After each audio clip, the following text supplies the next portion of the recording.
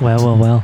We're back, dude. Camp Podcast. What is good? This is episode 104, I believe. Yes, it is. We are just cranking these bad boys out. We got the new set. We got the new team. Yeah.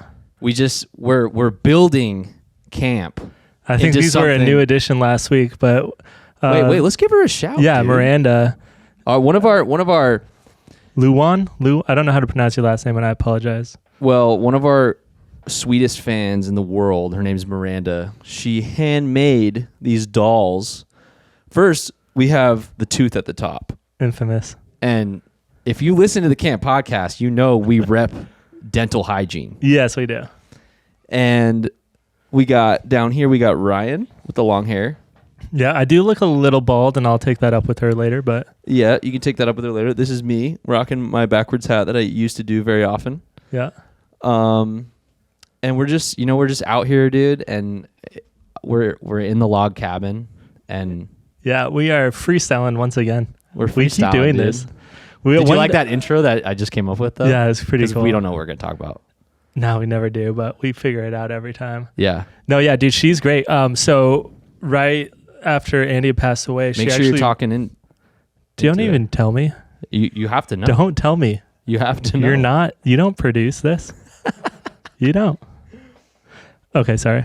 No, so she, right after Andy passed away, she actually went back through every single Camp Podcast episode, all 99 episodes, and cut out every single part where we make fun of Andy on the episode. Yeah. And having done, I was the one that edited together the best of when we did I forget, it was after our first full year's worth of takes, and it took me fucking forever. So I know that must have taken her a really long time. Yeah. And she's great. And you can find that one on YouTube, actually. I think if you just search the Camp Podcast and Andy Stravs, it should pop up, but it's good. Yeah. And she went all the way back, and dude, archiving through that much time and episodes is pretty difficult and a lengthy process. And she keeps making us these crocheted dolls. We've got some signs made up of her up in the studio, and she's been great.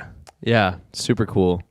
We're really lucky with how many people are good at things that want to finish it. Yeah, the sign right there. Haley is her name. Yeah. One of our other fans. She made this for us. She burned that in a piece of wood. Yeah. And I don't know how to do that, and she does. I'd imagine you have to get something pretty hot. Actually, this is really funny. So 2 weeks ago, we went to the baseball game with Andy's family. Yeah. You were out of town, so you weren't able to make it. But me and Tanner went to the baseball game with Andy's family, and I saw her on the street.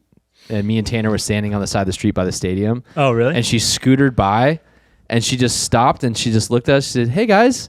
And we're like, "Hey, what's up?" Because we know her. I gave her a hug, and then she's like, "All right, see you later."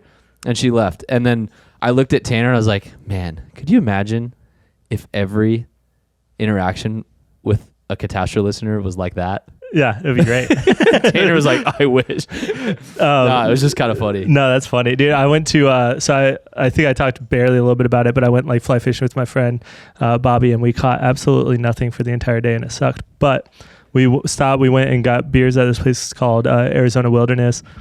And as soon as I sat down, a guy walked up. He's like, "Catastrophe, Ryan?" And it doesn't really happen super often because I don't go out. But I know anytime I'm generally in the Chandler, Tempe, Scottsdale area, it kind of pops up. But my friend's like, "Dude, this happens to you every time I'm with you." And I'm like, "It's only when I'm with him." But that's actually really funny. Yeah, it's funny. So it makes it look. Like everywhere I go, somebody's walking up to me.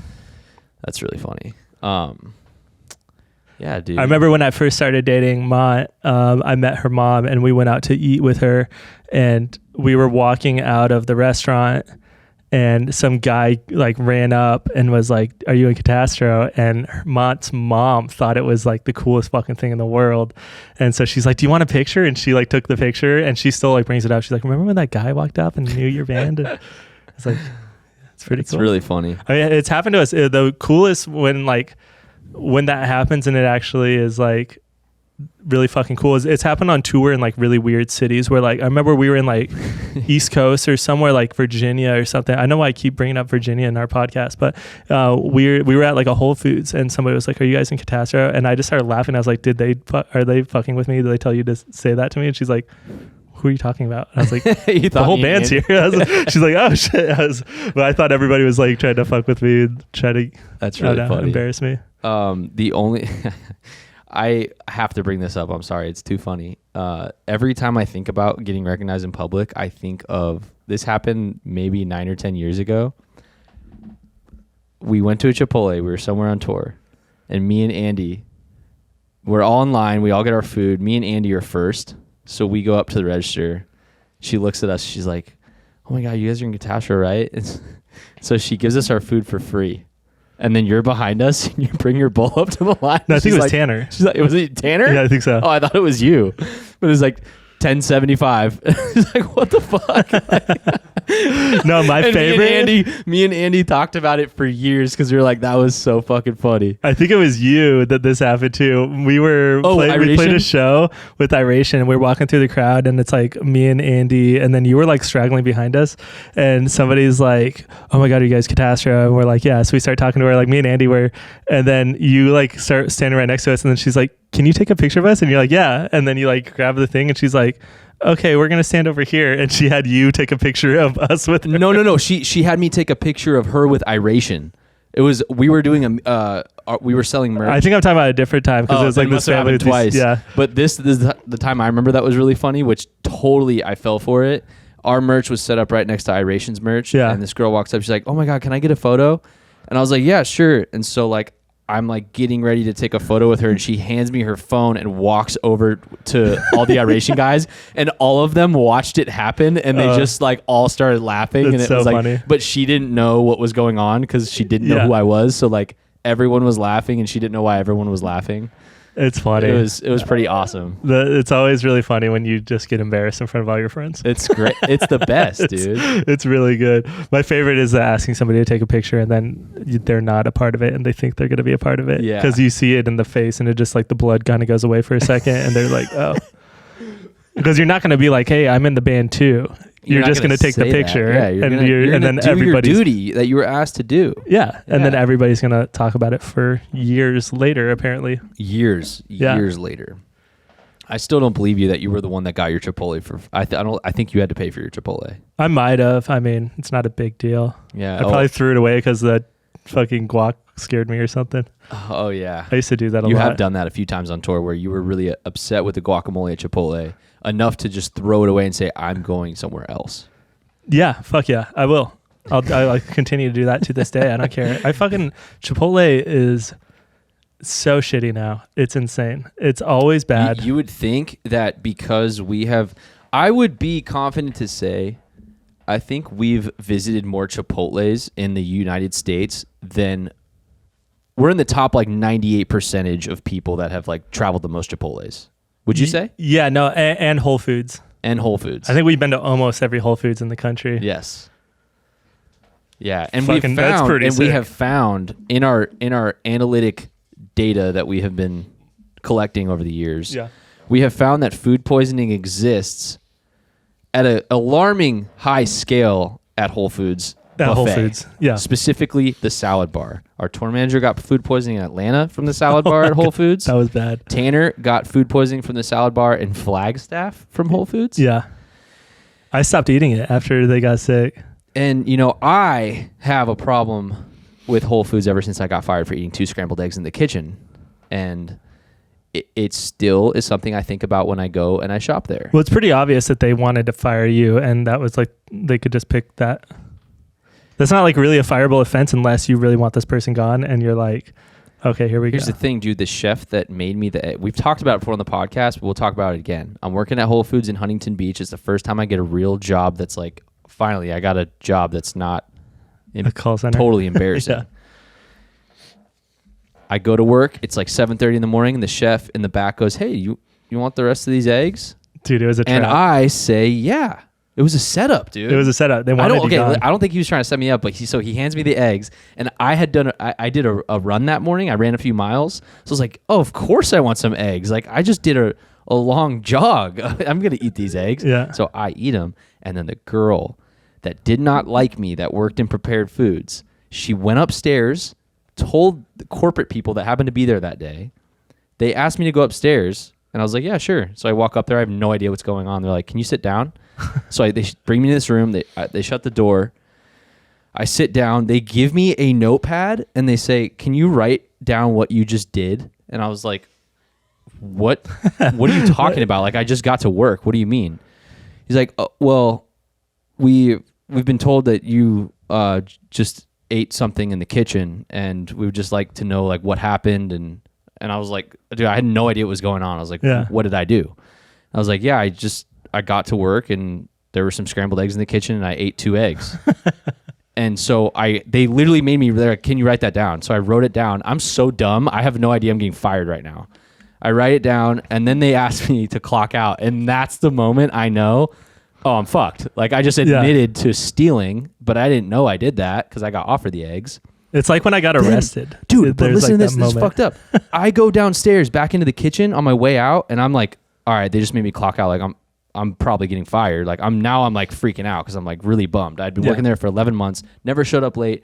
I was a great employee. At least I thought I was. Yeah.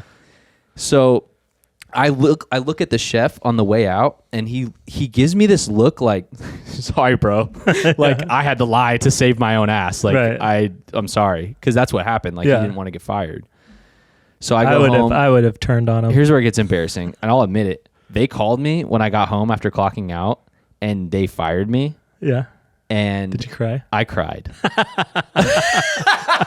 Dude, I cried because I was so like stoked on having a job that paid decent money, and it was like Whole Foods, and it was like kind of a decent job. Oh my God. I was so bummed, bro. After that, I got a job at Guitar Center for a few months, and that was, I think, my least favorite job. I'm not kidding. I think it might be my least favorite job I've ever had. Yeah, that sounds pretty awful. And then you got a job at Mother's making the juice, and every single diet you would come home, you'd be like, yeah, I don't like it. Like, really hurts my wrist. And you'd walk away and we would all go, oh, my wrist hurt. Every time you came home. I remember at that time, I was having a bunch of wrist pain from playing the drums. Yeah. I was having like... I specifically remember like you would walk into your room and all of us would go, oh, ow. Oh, my wrist hurt from juicing. My wrist hurt from making juice. It was That's so the most funny. Bitch thing ever. Oh shit. No, but you said like they they tell you and then you like wait for the record, my wrists are so strong nowadays, dude. Like I could probably make you like 10 juices right now and I'd be just not even sore that much. Faze me at all. So like when they told you, clock out and stuff and you like had that moment where you realized it's like when I got arrested for drinking underage when I was 30 years old. And is this in the lobby at Marquee after our 311 show? No, I was 30. So when we played with 311, we were playing with them. I had a bunch of friends come and they were all 21. I was like 20. And they're like, have a sip of beer. I'm like, no, like I don't want to like get fucking kicked out of my own show. And they're like, it's fine. Like just once I wasn't even drinking. And this girl was like, come on, just have a sip. And I was like, all right, for you. And I grabbed it. I took one fucking sip. For you. I took one sip. I put it down. And then this fucking guy walks up and he was like an undercover cop looking for underage kids drinking beer. like you couldn't even fucking make that up. I remember this, dude. Dude, he pulled out like a chain. Like it was like he showed you his badge. He like pulled it out of his shirt and he's like, you're coming with me. Like my parents were there. And I literally was like, dude, I'm not drunk. I'm not drinking. I took one sip because it was like, I wanted to see what an IPA tasted like or something. I was 20. I don't know. And that honestly was maybe like the third or fourth show that we played since you joined the band. It was like really early. No, because I was 20. I was 20. Yeah, you're 20. Okay. But this was like my third or fourth MIC drinking underage, and I was like, dude, something bad is gonna happen if I keep getting these. Like, if I keep getting like tickets. MIC. Anyways, I forgot that's what they were called. Yeah, MIC. For drinking underage. You got an MIC this weekend. Yeah. I remember people like thought it was cool. They're like, oh shit, Ryan has 3, and Andy had like 4. I was like, I remember thinking I had 3. I was like, that's fucking right. I don't care. Anyways, I totally forget about it for 10 years. And I'm driving and I'm working for Amazon. Yes, okay. And so I'm doing like deliveries for Amazon. This is just like 5 years ago. This is like 4 or 5 years ago. Yeah. I remember this day. Me and Tanner found out that you could like, it was like this app where if you like log in, it's like, for 3 hours, you can just go in your own car, you pick up packages and you just drop it off at people's houses and they pay you like $150 for like 2 hours of work. And you're like, fuck, okay, cool. When we were not on tour, we would like run that around And so I'm driving. I have like 100 fucking Amazon packages in my little piece of shit car. I get pulled over. The car's not even in my name. It's like a family member's car. I get pulled over and my registration's out. We were on tour. I totally forgot about it. It was like 4 months past due. I just didn't think about it. And it was kind of like what you're talking about, where he's just like talking to me and everything. He seems really cool. And then you think everything's gonna everything's be all right. fine. I'm like, dude, what's going on? He's like, oh, your registration's out. I'm like, oh my God, I'm sorry. Like, I'll pay it right now. Whenever I get paid for dropping off these packages. And You thought you were gonna get a little. he's like, slap so on what's the the deal wrist. with all these? And I was like, do they think I'm like stealing fucking Amazon packages from people's houses or what's going on? And he's like, all right, you're good. Like everything's good. Like you're gonna have to show up to court and prove that you have insurance. And so I didn't have my insurance card on me either. And he's like, it's no big deal. Like just you have to come back and prove that. And I was like, cool, thanks, man. And then I noticed another cop car comes up right behind me and stops like behind my car. And I'm like, what the fuck is going on? And he's like, just one more thing. Can you step out of the car? I just want to talk to you really quick. And I was like, yeah. He's like, Was that the do you moment want me your to? heart? That's when I noticed. Did That's your when heart I knew I was getting fired. I knew I was going to jail right then. I was like, that's when you wrote the eggs down on the paper. yeah, I wrote the eggs. The eggs were on the wall. The writing was there. The eggs were on the wall the moment that second copperoni pulls up. And I was like, what the fuck? And so he's like, can we step outside? I was like, yeah, I thought everything was cool. Like you told me I need to come back to court in a month, whatever. You said we were chill, bro. Dude, he has me step out and he's like, just turn around for me. And then I'm immediately in handcuffs like a fucking magician. I was like, what the fuck is going on? And he puts me in the back seat. I was like having like really bad anxiety. And I'm just like, dude, I have no idea what the fuck's going on. He's like, you have a warrant for your arrest. I was like, for what? And he's like, drinking underage. I'm like, dude, I'm 30. I'm 30 years old. Like, what the fuck are you talking about? Keep going though. And so I'm sitting in the back seat, and the other cop comes in. I'm like, can you guys tell me like what the fuck's going on? He's like, I don't know. Like, it says drinking underage, and you have a warrant, and we have to do it. I was like, dude, I've been pulled over before, like in the last 10 years. Like, I've talked to cops. And, like, I don't understand what's going on. They take me to jail.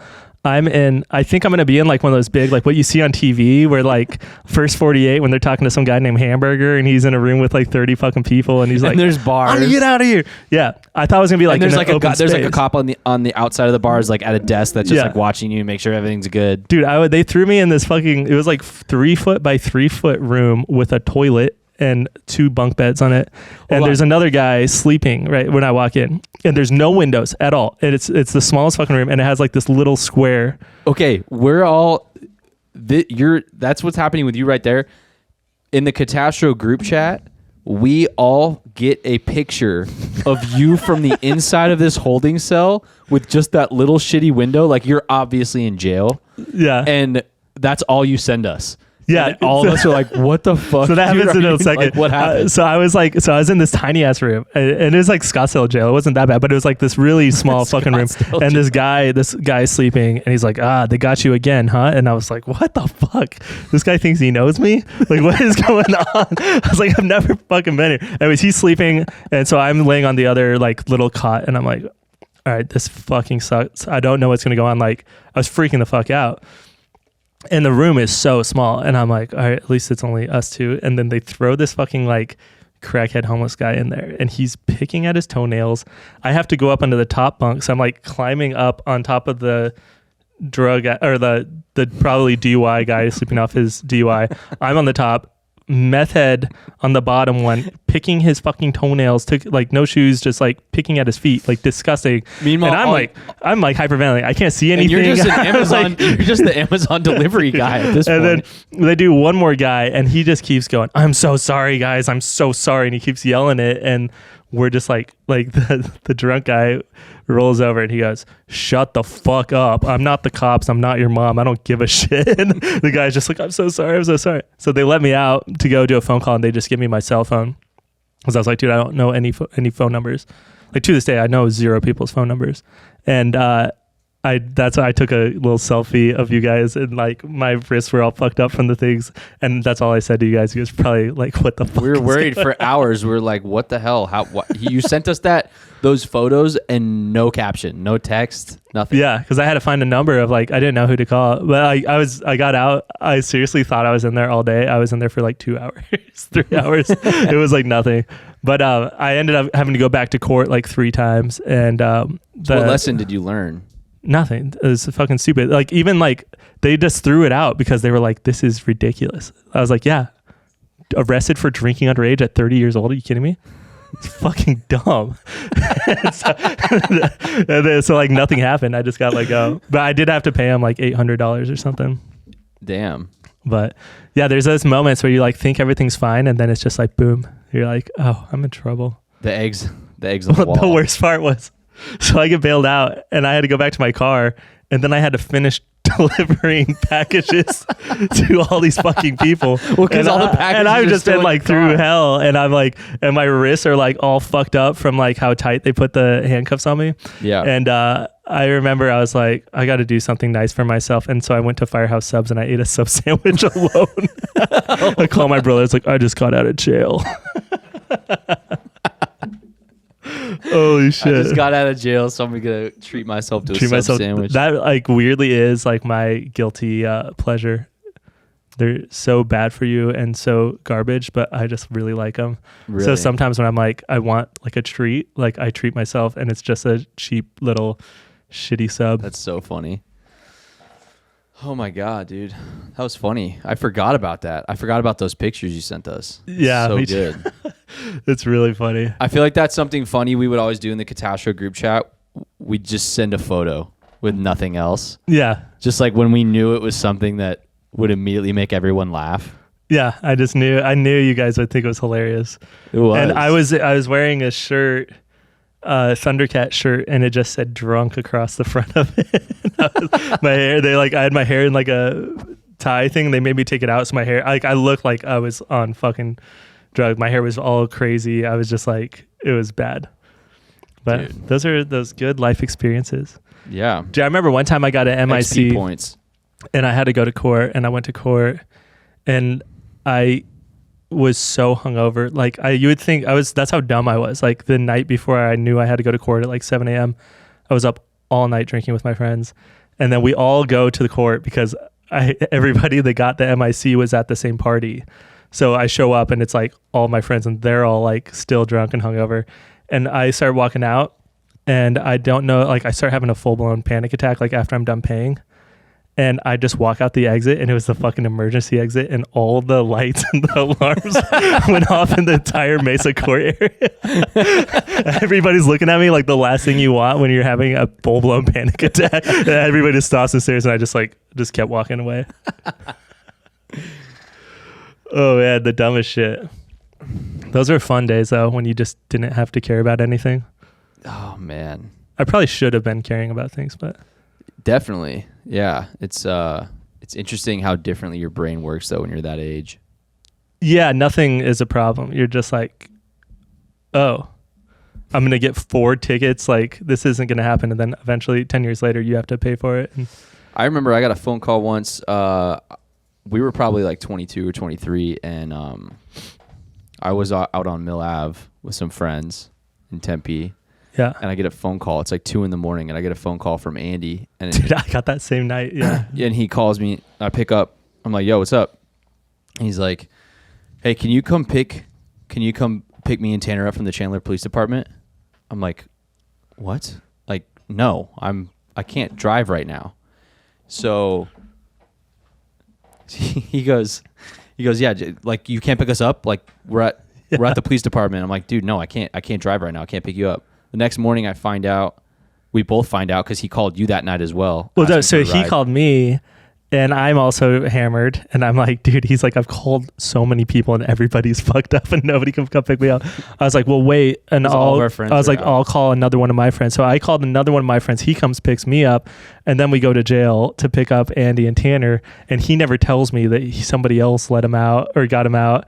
And so I've like made my friend drive to me. But they didn't get like they got pulled over and Andy and Tanner they were taken to Chandler Police Department. Yeah. And then for whatever reason, the cop probably didn't feel like filling out paperwork or something. He just said, you guys need to get out of here.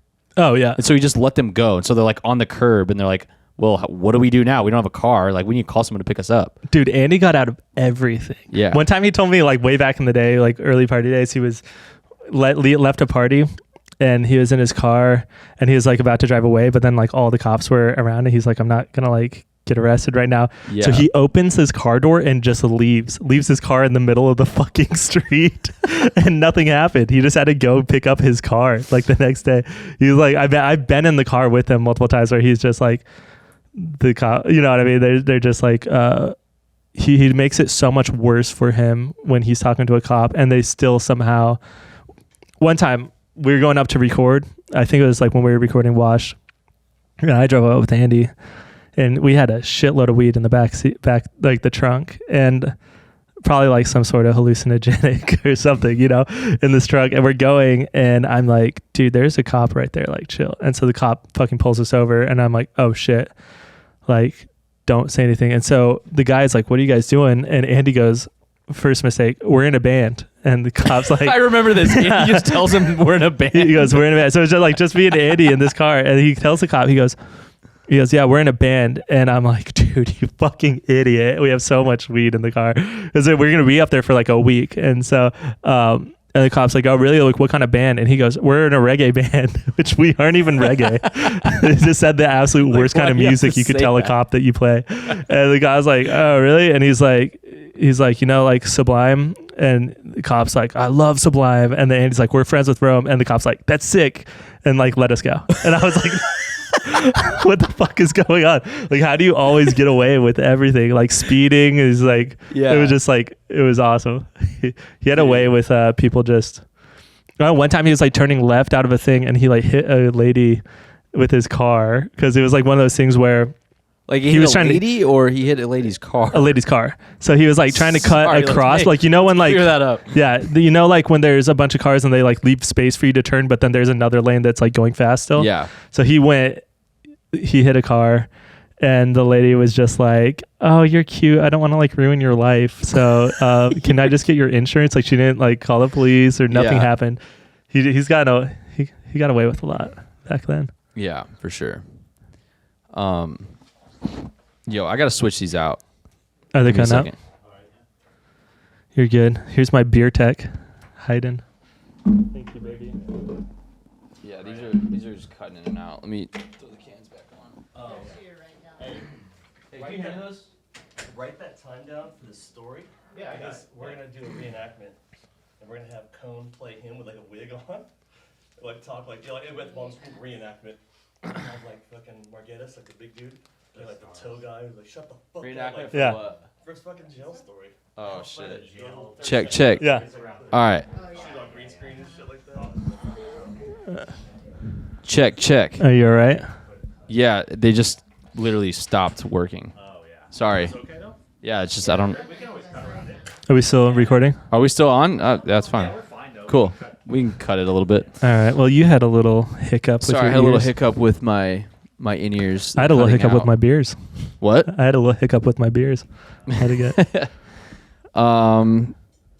Yeah, what were we talking about? We were just talking about like various police encounters. I remember like it was so different back then, because like we would go to house parties, and then like the cops would come like every single weekend. We were dealing with police because we would throw parties at the same house every fucking weekend.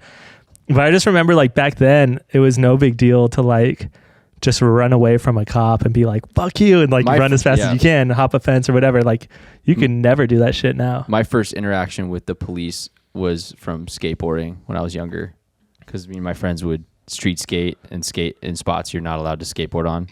Yeah. And I remember skating away from the police, being really scared when they would show up. Yeah, it When was we were, always like, a 13 thrill. or You felt like 14. you were like a real skater. Yeah, you felt like you were. were in like the Flip Sorry video. I felt like I was Jeff Rowley. Me and my friends, we would just all like smoke weed and go like walk around in the middle of the summer, like 115 degrees, just like fucking lizards, just like fucking miserable. And like we would always, the cops Well, would you grew stop up going to us. Chandler Skate Park too. But Yeah, I remember yeah. my mom would drop. My mom was so rad, dude. She would take me and like four of my friends and my little brother. She'd fill up a big cooler, soda, no water. Dr. Pepper? I don't remember drinking water until I turned like 21. Yeah, I don't think I did either. I don't think I drank any water. Have you met like It older was just people that are bagels. still like my that? My diet as a young skateboarder, 13 years old, McDonald's at Chandler Skate Park, Dr. Pepper, Einstein's Bagels. I mean, that's like the That's pyramid pretty- right there. That's good. That's a pyramid. Yeah. And then like my summers being 13, it was Halo all day long. Oh yeah, I forgot you were a nerd. Well, my dad got super into it too. He bought another Xbox so that he could play with me and my friends. That's awesome. And then he linked it into the other room, and he was the worst. But he actually got mad when a sticky grenade would get thrown on his face. He'd start yelling, and he'd come in the room and try and knock the controllers out of our hands. He like actually actually got competitive to like sometimes he wasn't even kidding, and he was getting actually frustrated. Sure. I can so easily picture Richard doing that, dude. That's so funny. Dude, it's hilarious. Because he would get like a little saucy a little bit, and then he would just start talking shit to you like you were peers, and you'd forget that it was like your dad, and you're just like, this is so hilarious. Because he would just he would really just talk shit. Dude, he once sent me a picture of just like this little frail kid with long hair working at Fry's or Safeway or something. He's like, wow, didn't know you had to get a new job. And I was like, it's so funny. It still like pops up every night, like once a year, whenever it was like tagged me on Facebook. It was like a public, like, wow, look at Ryan. Things went so bad. He had to get a job at Safeway. He posted it on Facebook. Yeah, he posted it on Facebook publicly. So every year, whenever that happens, I get like this day. Yeah, I remember like a year ago. or two ago, you sent me that. Yeah, it was like, I think it made me cry when you sent it to me. Actually, I'm sure, it was like just so funny and something so funny that he would do. Yeah, and like, yeah. I mean, I think we've told this story on the podcast before, but like,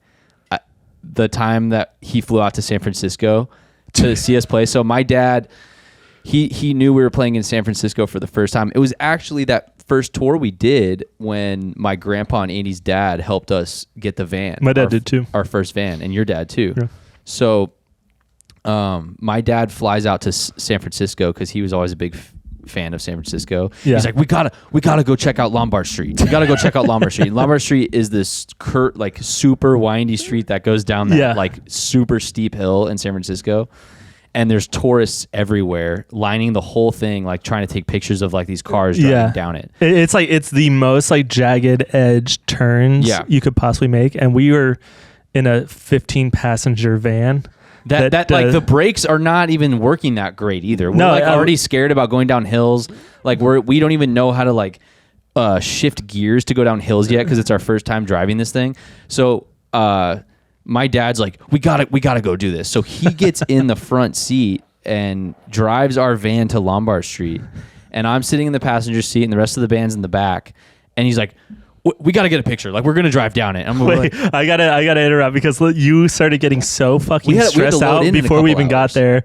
And you are like, there's like veins popping out of your head. You're turning bright red. And Andy farts, and you go, don't fucking fart right now. You can't do that. You're fucking, it's giving me anxiety. You told Andy that his fart was giving you anxiety. I'll never forget that.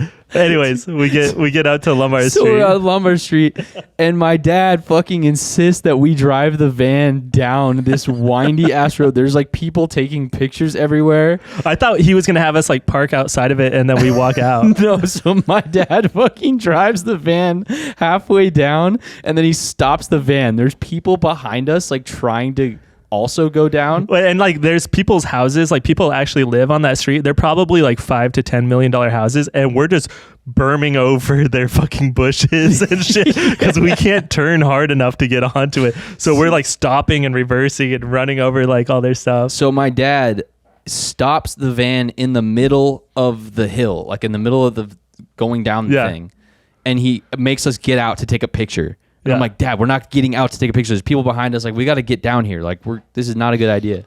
And so we get out and we take a picture, and we need to find that picture, dude. I know we have to have that somewhere. We have. But yeah, so we did that, and then he like let us stay. He bought us a hotel room, which we were like a hooker infested hotel. Dude, we called him like because the police would come by, and we're like, oh, the hooker lasers are about to start, and the cops would go, pew pew, like they do like that beep, and then you just hear doo doo doo, like every door would slam shut because every door was wide open, and it would just be like the biggest lady you've ever seen laying on a bed, and you're like, dude, I cannot, this place is so scary, and there's people knocking on your door like, what are you guys up to tonight? And you're like I'm trying, like this is so scary, and then you just hear the cop, and then just like 100 slams in like a row.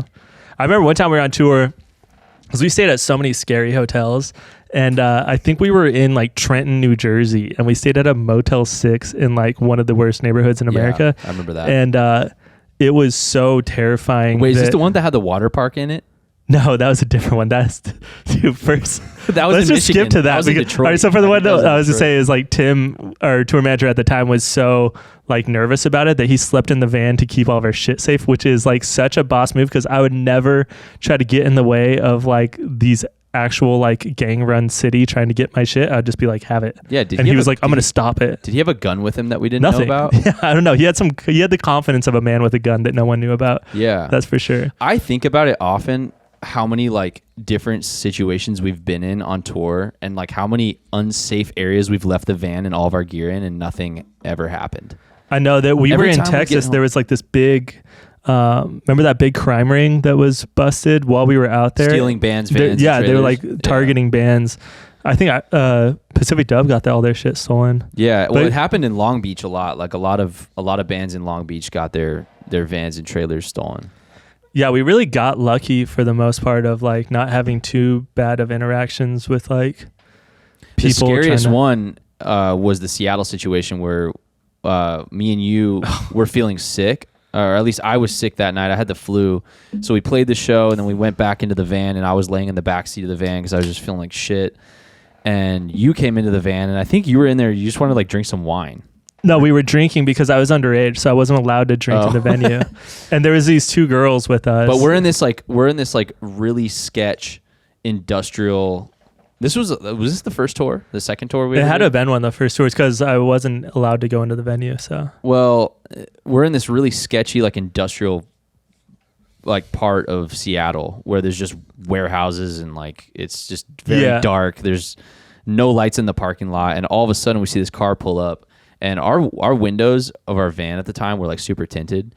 And this car pulls up. These three dudes get out with hoods, and they have a crowbars, and they're walking around the cars next to us. And we had finally our car had this tint that you couldn't see anything in at all. at all, yeah. And the dude, I'm so they sitting in come the up back to seat. our window of the van, and we see them walk around the other cars. Like, yo, this is not good. Dude, they were like this far from my face, like looking like this, and I'm like, I don't know what the fuck to do. So I jumped up to the front seat and I turned the car on, and they booked it and jumped into their getaway car, and we called the police, and the police called us back saying that they pulled the car over and that they were armed. Yeah. And they were robbing people. I jumped into the front seat and I drove away. Well, you drove away. Yeah. No, you didn't. Yeah, You I just did. Turned it on. No, we turned it on. They started running, and then I backed up and we started doing turns, and that's when I Oh, called that the makes police. sense because I was Remember? laying down and I was sick in the back. Yeah. Sorry, I was trying to be the hero in this story. Yeah, I you're guess. not a hero, bud.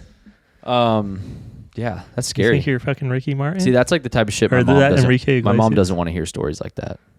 I know this podcast is not for But we our made parents. it. We're survivors. I'm gonna go visit my parents in Washington and block this from their phones. They already know. They have to know. They have to know all these wild stories. I'm sure my parents have wild stories that I just will never ever know about. Yeah. Yeah, I think my mom is still holding back on telling me stories about my dad because my dad was kind of crazy. One day you'll hear about them. Yeah. I mean, I'm sure you've heard a lot. The reason why my dad and mom moved out to Arizona and got away from New York, I think, was because of some of the trouble my dad was getting into in New York.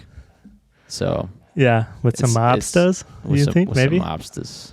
some of that. Dude, speaking of mobsters, I found this still has to do with mobsters, but hold that thought. I found my dad did the glass. He did the stained glass art. Yeah, And like he did sandblasting for like mobsters nightclubs in the 80s, 70s and 80s. I found one of his paint or one of his, I guess you call it sandblasted painting. It's like it's like a big eagle, but it's in a mirror. Oh yeah, I know what you're talking Is that about. Yeah. sandblasting? Where it's like etched out of the mirror. It's etched out of the mirror. Yeah, I hung it up in my bathroom though. It's rad, dude. And That's dope. he did churches. He did It's funny. He did churches and then he did strip clubs for the mobsters. Yeah. And he used to brag to me when I was a kid. He's like, Andrew, if anything ever happens, if anyone fucks with us, I still know this family and they would kill someone for us. So it's chill. Like, I'm friends with legit mobsters. Like, I used to go to their family dinners. Like, they said, Richie, if you ever need someone off, you call us. Was Ricciolini one of those guys? Ricciolino is one of my dad's best friends. That's a good story. We played in Long Island for the first time, and that's where both of my parents are from. Yeah. And so my dad's best friend from high school, you know, like as growing up, his best friend, his name was Ricciolino. And my dad calls me the day before we play Long Island. He's like, hey, can you get Ricciolino on the list? and I was like, yeah, for sure. He's like, get him on +3. So Ricciolino shows up with like 3 blonde girls. And he's like this total just Long Island fucking... Exactly what you expect with the name Ricciolino that shows up with like 3 whatever girls. Whatever guy you see when you close your eyes and just think Ricciolino, that's what he is. He was the best. But the whole band started calling him Ricciolini. That's like the name that I think Ryan yelled it in the van that night after the show, like, Ricciolini! Dude, and for like years, to this day, we're still like, Ricciolini! Yeah. So, dude. Oh, man. I was going to say, speaking of mobsters, did you see that, De Niro is expecting a child and he's 79 years old? No. Yeah. That's crazy.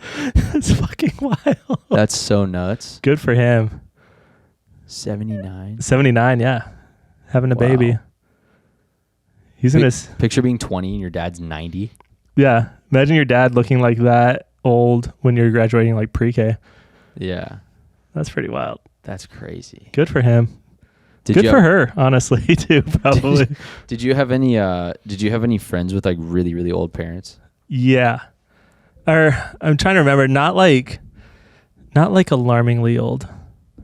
I think I did have one friend where I walked in this house and there was a bunch of tubes on his mom. All right, I can't tell if you're kidding. I feel like you're making that up. I think I'm almost positive. I think there was a friend with a bunch of tubes on his mom. I think she was pretty old. How about you? Yeah, I had this one friend that had like a 75-year-old dad when we were in elementary school. Oh, that's wild. Yeah. It's pretty sick. That's got to kind of fuck you up. Well, Theo Vaughn's dad was like really... He was like 80. Was like 80 or something. Yeah, it's got to be weird growing up. That's a well, actually, Joey's parents were pretty old. They were older than... Joey Foot? Yeah, Joey Foot's parents were older than all of our parents. They weren't like tubes old. Like tubes old. Yeah. I had a friend. Dude, it's such an like, I was thinking about this the other day. When you go to other friends' houses and like see the food that they have and then go back to home to your parents, like, why don't I have like those fruit snacks that Joey has? Like, what's going on here? Do you ever remember going to like somebody's house and being like completely alarmed and it like just changed the way that you looked at them? Like, that's how they live? Yeah, for sure. Like, I went to this kid's house once. We were all like hanging out. He's like, oh, let's just stop by my house. And it was just like his mom was obviously like a hoarder, which really sucks for the kid to like grow up like that. Oh, dude, I had friends like that. He had this like, he was like such a fucking asshole to me and like all the time. Like, he was just an asshole to everybody and nobody really liked him that much. And I remember going to his house and it was like this pot of noodles that had been there for probably like a month. And it was the worst smelling thing I've ever smelled in my entire fucking life. And wait, was it there on multiple trips to his house? Well, I only went there once because like it was like alarming where you're like, there's something like, I can't breathe in here. Like, this air is tainted.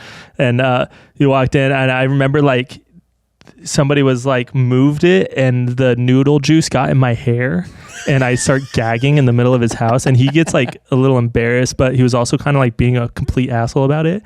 And I was just like, at least I don't have year-old fucking noodles in my house. And I like went off on him. I was screaming at him because he was just such an asshole. And like, I just remember like walking in and being like, I really like, I always didn't like this kid, but then he was like, you kind of understand like where another story where I think it's going to be funny and it ends up being sad. I can't really laugh at it. We may have just unlocked like maybe one of the early stages of your development of fear of food poisoning. That could have been it. This might be like one of the early things that we didn't know was there.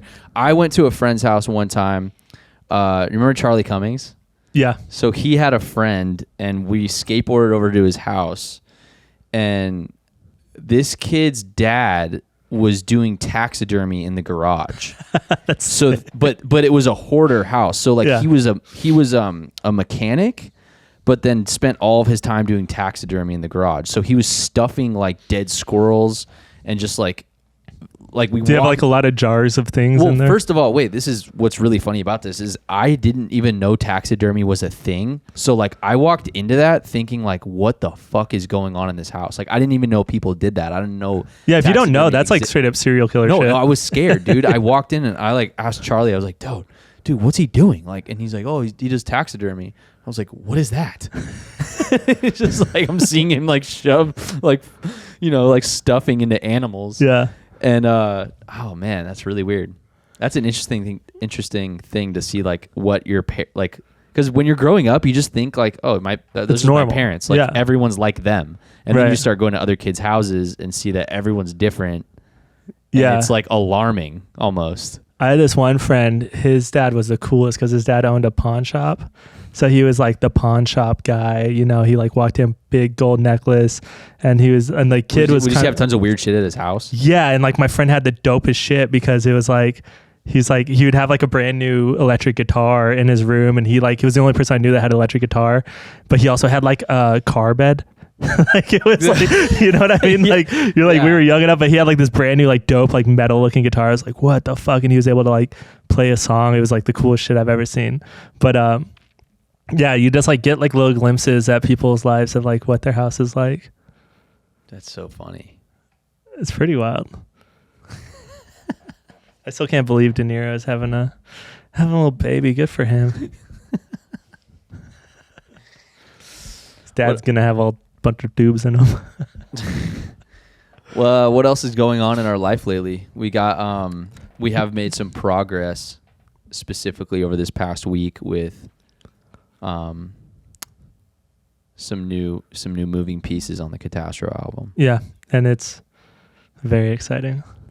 Yeah, dude, we had a pretty exciting day the other day. We got a certain little bit of an email, certain little bit of a phone call that got us a certain little bit of excitement going on there. Yeah, man, I was very excited once I heard it. And yeah, we're still working a lot. It's going to be a long process, I think, but it's going to be super worth it. It's all coming together.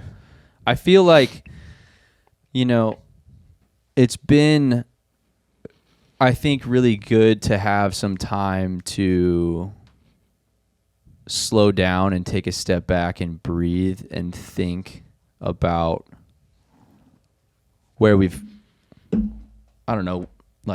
come over the past 16 years. How long have we been a band? Is it like almost 17 years technically? I joined in 2008 and you guys started a year before that, so. Yeah, it's just I feel like a part of me, I think something I'm trying to focus on lately, just in general, is like slowing down. And like I feel like everything has always been like so like we gotta do this and we gotta do that and then we gotta do that. It's the next thing to the next thing to the next thing, instead of like taking a step back and like asking. Like I've realized for me personally, I've like realized I never asked myself certain like very big important questions like, why are you doing this?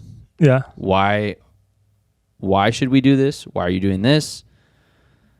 Do you get what I'm saying? Kind of, yeah. Like, it's been. I'm so glad that we do have the album to work on and all this stuff, because it would be such a completely different story having to go through everything that we've been through and then also have nothing else to work on. It was like, to me, it's amazing to still be able to open up projects and hear Andy's voice and work on stuff together. It's been really healing for me personally, and I agree with that. I don't know. As hard as it is to even work on the songs, like I've noticed, like it's really easy for us to do an 8 to 10 to 12 hour session as Catastro. That's like never been a problem in the past. Like when we're in the studio, we'll do 12, sometimes like 14-hour days. Yeah, where we're just going from 10 in the morning till 3 in the morning, and like, but for this, it's weird. Like we'll do a 2-hour session, and I will feel exhausted after. Especially at first. Like I think it's just because of having to like listen to his voice over and over again, and. I remember, so like we had gone out of town to start opening it up again, and that was like when you're just doing like full 14-hour days of listening to his voice and everything, you're like, fuck, like this is going to be a very long week, but it ended up working out and it ended up being great. But I was really nervous, honestly, that like I was like, Andy brought a lot of the life to the party, and so I was like, is this going to be fucking boring when we're just like But doing it didn't sad feel things like the he whole time. was- But what I noticed, it didn't feel like he was gone. I know, yeah. Obviously, I don't want to talk like too much about the album because obviously we're not done with it. But No, yeah. I think, I don't know. I think it's this weird thing where it's like, it's forced me to slow down and, I don't know, just like. Yeah, you reevaluate everything else that's going on in your life. And I feel like grateful too about, I don't know, I've been trying to do that when I wake up. I feel like over the years, I haven't done that enough. Just like wake up and feel like, you know, damn, like I'm alive right now. it's so I'm easy alive to and, like I have, you know, I have my health and I don't know how long that's going to last. And like, you know what I mean? Like, what am I going to do with it today? And I hope that I can like try hard to like fucking be a good person today. And I don't know.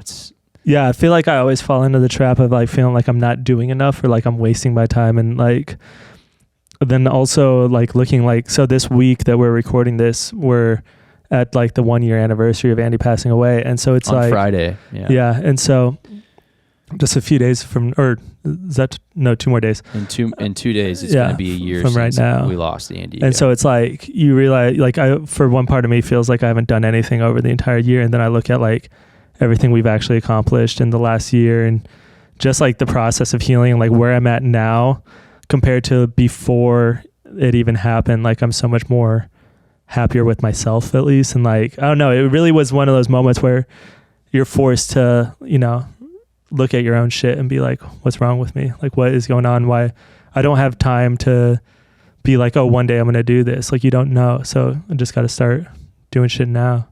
Yeah, man.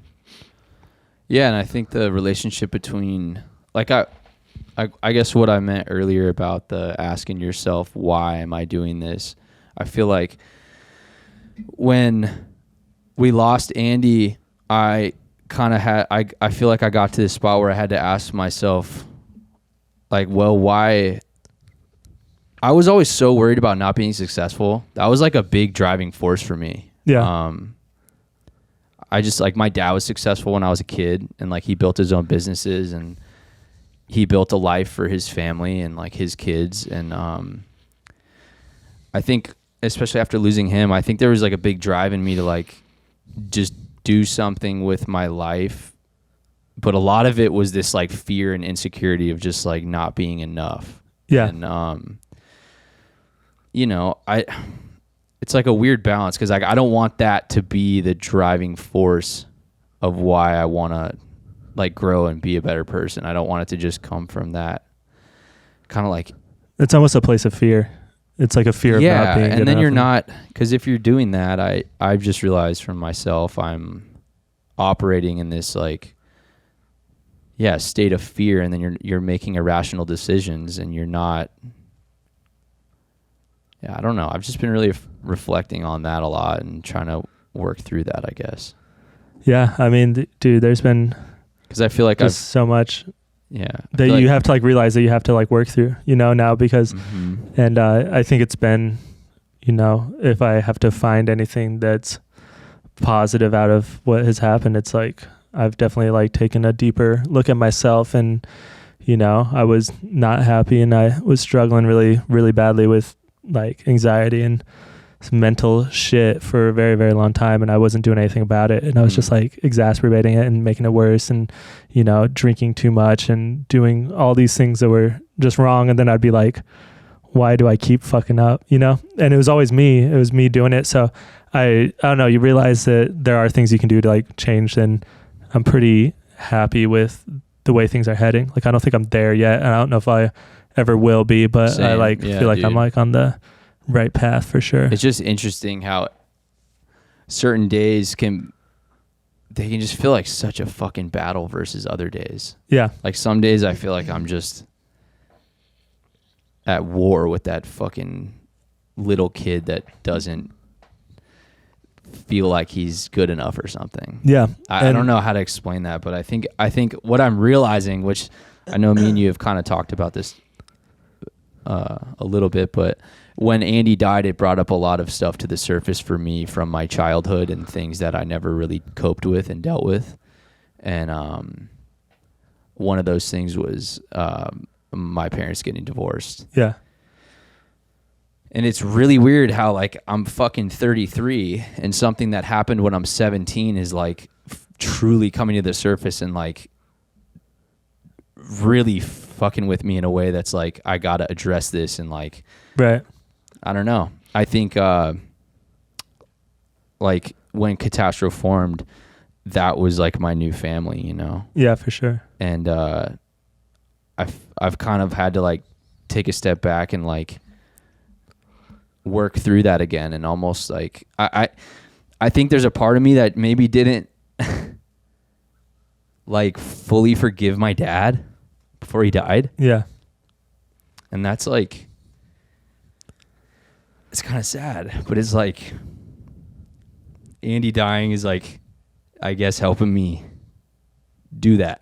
Yeah, for sure. I mean, it's like forgiving him after or before doesn't really make any difference, you know, in the grand scheme of things. It's like if you can come to that place in yourself to, you know, forgive him, because I know you did hold a lot of, you know, not resentment, but it was just like it was hard for you for a long time there. And so it's like if you can get to a place where you can be like, I understand and it's okay. Which is crazy. It's like even talking about right now, it's like it makes me feel choked up, but it's like it's wild. Like that was so long ago. Like, dude, I right now I still have that same feeling of when that happened when I was 17. Yeah. And I can't like for some reason fully shake it. So I don't think maybe it's not about fully shaking it. Maybe it's about like embracing it and like allowing that to be okay that it happened and like work through it and like realize that like that doesn't have to be my life. Like I don't have to do that with my future. You know what I mean? Like I don't have to do that. Not necessarily saying he did it to the kids, but like I don't have to do that to my future kids or whatever. And like also like as you grow up, you know, you have a different perspective on it, and you're like, and you're in your own relationships, and you can see how hard it is for just regular relationships to go, and dude, like you can kind of maybe see it from a side of more empathy and not like it wasn't to you, it was to himself kind of. Exactly. You know? And that's what I'm saying. It's like, that's why I was saying the battle between that though. Like I feel like I still have that like hurt kid living inside me. Yeah. Dealing with that. So, you know, I got to take a step back and realize like they were just two people with their own shit. Like all the stuff that I'm battling with, and I'm 33, like what was my dad going through? Like, I don't know the stuff he didn't work through, and then that caused him to act that way. And like same with my mom, and like, so it's like there's so much stuff going on. It's not just about me. Like they also have their own lives. And that's a weird thing. Like when you're a kid, you just think, oh, they're my parents. They're not even like real. Like there's a certain part of you that doesn't even think they're like real people. They're just like there to serve you and like. Well, and you don't think of like your parents' relationship, you know? In the same way that you think of your relationship, because it's different because it's your parents. Yeah. You know what I mean? So it's like you look at your own relationships and you see like at times where it gets difficult or times where it's good. It's like your parents were doing that with two kids and trying to not let the kids see or know as much as they could help them from. But, you know, there's going to be a ton of shit that, you know, you never know. And there's going to be, I know. It's just, so at the end of the day, you just gotta kind of start, I don't know. I think it's important because like for the same thing for me is like, you know, I started going to see a therapist after Andy passed away. And I was like, I thought that my problem was like dealing with the grief and like, you know, the loss of not just my friend, but like my whole career and like my identity. It was like, I was fucked up, and none of my therapy has really been about Andy's thing. Like we don't really even talk about that because there's just so much other shit that caused me to be in a place where I'm going to react a certain way to, getting bad news or traumatic experiences. Like, you know, so it's been pretty wild to just see all the other shit from my life also pop up. Obviously different thing, like my parents aren't divorced and stuff, but there's been so many other stuff in my life that like greatly fucking affect me in a very bad way. And so it's wild to be like, I thought that I was cool with all that stuff, but it makes sense that I completely wasn't. And it's so weird how it just brings you up and you're like, why the fuck am I like, why do I have so much anxiety right now? Why am I so depressed right now? Like what is going on? And then you kind of get that light bulb and you're like, I haven't dealt with anything in my entire life. I just ran away. And then there's like, the deeper I go down there too, it's like, I realize there's so much suppressed stuff that I had no idea existed there. And then it's like, damn, this is a process. Like you just have to keep doing it. And it's like, I don't know. It's just crazy how that can bring stuff up, especially all the other death too. It's like my uncle you know, my uncle passing away and overdosing when I was 18, and then my cousin Michael Stravs getting killed in the car accident, and Andy and my dad, and you know, I guess I just like, I'm also realizing how they're all like connected in these weird ways for me to like advance to the next level of whatever my life is supposed to be. And another thing too, it's like, I think I'm starting to realize like what I think we want to like wake up in the morning and like expect that like life should be easy. Yeah. And it's such a funny like assumption that we have as human beings, because I think most of my like battling with shit is just not like giving into the fact that like life is hard sometimes. And like most like you're gonna deal with really hard shit, and like you're gonna suffer in life. And I like, why do I sometimes feel like I'm so special that like I shouldn't have to like deal with hard stuff? It's really easy to just be like, why me? You know, it's like, why is this like, always why happening? did Andy die? Like, why is this happening to me? It's like, or to think, it's like, that's such a, like, I don't know. That's like a really insane narcissistic self-centered point of view on like existence, thinking that like whatever's happening is only worried about you. Yeah. Do you know what I mean? And like, I don't know. It's just, who fucking knows what happens, dude? Like, I don't know. It is crazy getting older and realizing that like nobody has their shit together, and you always think like adults have their stuff. Like, and like even like funny shit. It's like people don't care, dude. Like, yeah. What you're insecure about or what you're worried about, like they don't give a shit. They are flipping to the next story. Yeah. 0.2 seconds. Like nobody cares that you're balding and that you're short. No one cares that you have a big nose and you're the ugliest bass player in the reggae scene. Like no one cares about that. That's what I'm saying. It's like we just no one cares.